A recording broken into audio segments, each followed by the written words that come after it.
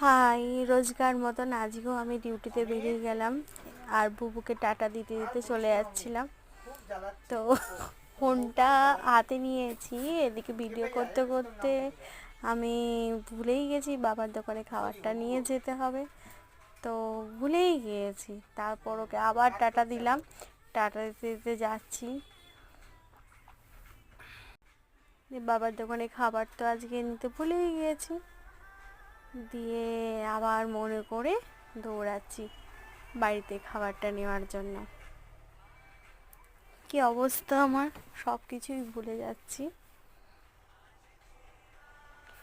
তারপরে তাড়াহুড়ো করে চলে এলাম কৃষ্ণনগর বাস স্ট্যান্ডে। এটা আমাদের কৃষ্ণনগর বাস স্ট্যান্ড, অনেক বড়, অনেক বড় বাস স্ট্যান্ড। ওই যে গ্রিন কালারের গাড়িটা আসছে, এই গাড়িটাই